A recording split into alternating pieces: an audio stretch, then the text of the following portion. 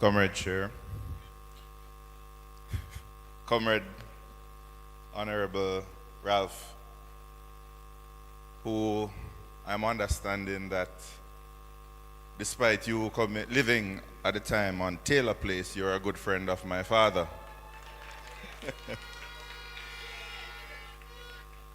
Taylor Place. I chose my words very carefully. Next Prime Minister of Jamaica, Mark Jefferson Golding.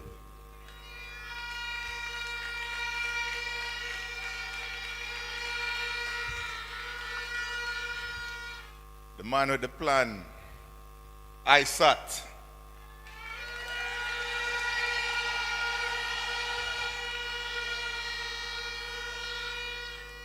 My fellow MP candidates, honored guests, comrades and friends, good evening. Now I could talk all evening on health because I learn in politics and I hear I have to chat enough.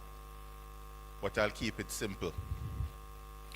We are at a time in our history where we are on a precipice. I think we can all agree that healthcare is falling apart in Jamaica. I don't need to come and tell you anymore about the problems you're seeing right across the island, of the tears that are being shed privately and on social media, of the weeping and moaning and gnashing of teeth. But we, as we prepare to take the reins of government, have to have a plan. But to solve the issues with healthcare, we need to go even deeper than to say what we're going to do.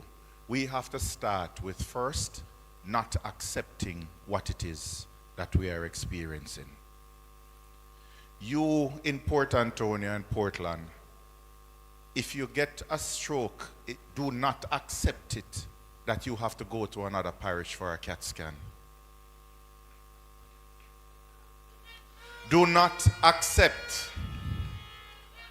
that if you have an emergency, you need to go to St. Ann to get a CAT scan, come back to Portland, and then get transferred to KPH. I put it to you, which you may not realize, that Portland has been the most neglected parish when it comes to health services.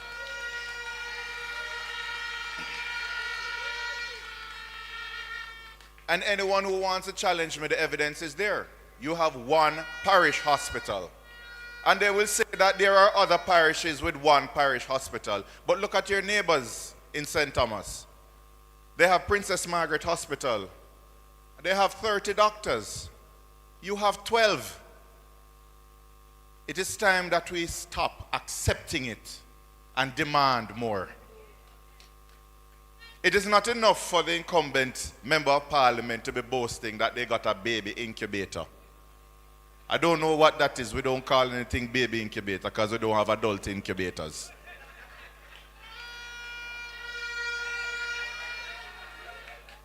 But it is not enough to boast that you got this baby incubator when the nearest pediatrician to take care of that baby is an hour away.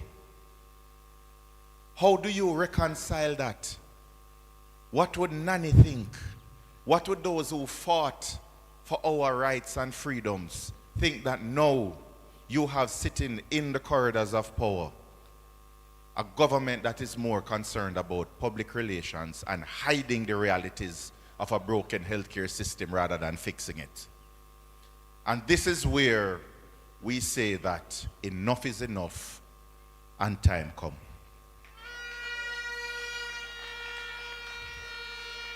Time come for us to stop accepting inferior care.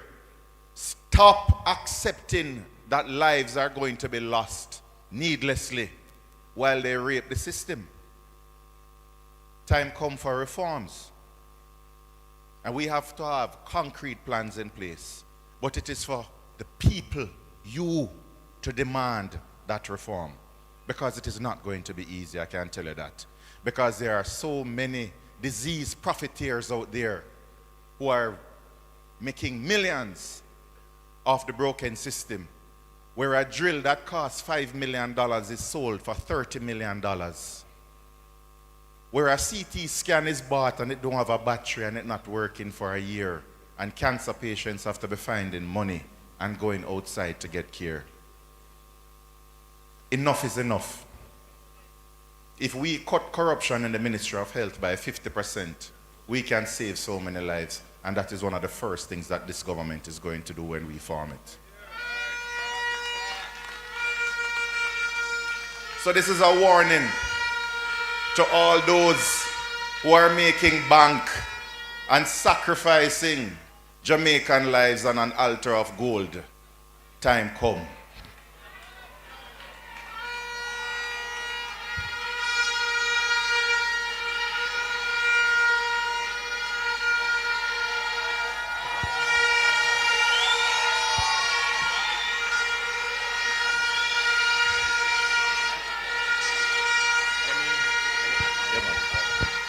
Comrades, please acknowledge Comrade Senator Damien Crawford.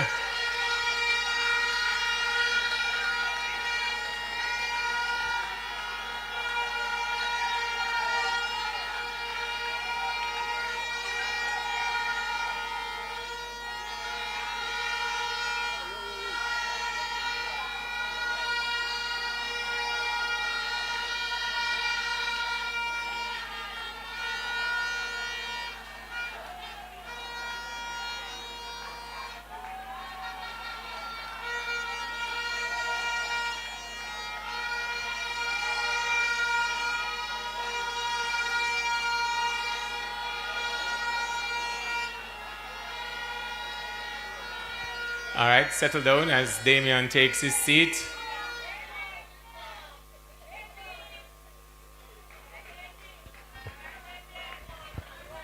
Russ is a Portland man, you know, so you have to remember that.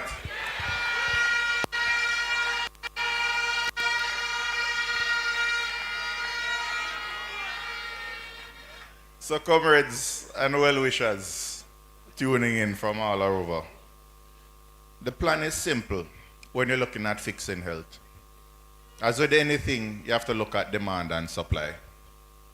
The demand on the health services is rising. We are getting older, we are getting sicker, we are putting on more weight, we have more chronic diseases.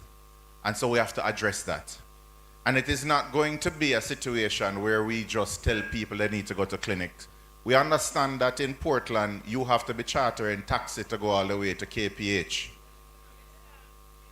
versus paying $400 on a JUTC or a taxi to get there. So we cannot have access to healthcare being in Kingston. Access to healthcare has to be here in Portland. So the hospital has to be upgraded. And it starts with imaging, it starts with the staffing, and it starts with the development of the clinics in the outlying areas. We need to take care of the diabetes, the high blood pressure, before they become stroke and amputation and heart attack. So the control of the sugar is going to be where the resources must go, because it is harder to treat a stroke than it is to treat high blood pressure. And that is the change in mindset that we are going to implement when we form the government. So screening, preventative medicine, primary care will be the first pillar on which we are going to reform the healthcare sector. We know that the demand is also in trauma. I don't know what the bike thing is like, but we know that if you dilly-dally, you're going to end up on a hospital trolley. And we need to fix that. Greater enforcement of traffic laws, public education, etc. But at the same time, you can't stop yourself from getting sick. I said the current Minister of Health telling people when University Hospital was overcrowded that they should take personal responsibility. So they should stop getting cancer then. They should stop being trafficked and somebody just hit them and run in the back. They must stay at them yard. As one Rasta said to the world around, the better you guy your bed go lay down. But we cannot push back personal responsibility on the people we have to get access to health care where it is needed. And the reforms are going to be boring. They don't involve a lot of TV and ribbon cutting. It's going to be laws. The Prime Minister has dedicated, and I'm calling him Prime Minister.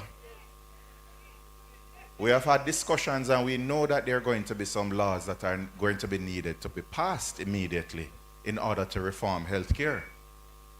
Drugs must be cheaper. You cannot choose between your light bill and your pharmacy bill and think that everything is going to be all right. So there are many things that we need to fix. And in time, we know that them thief in ideas, so we're not going to roll out everything.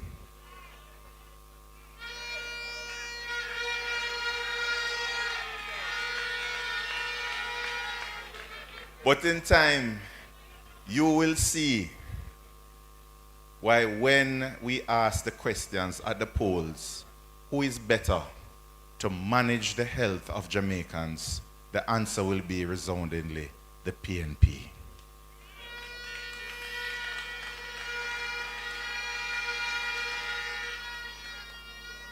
So comrades, take care and understand that when them say better must come, better is coming.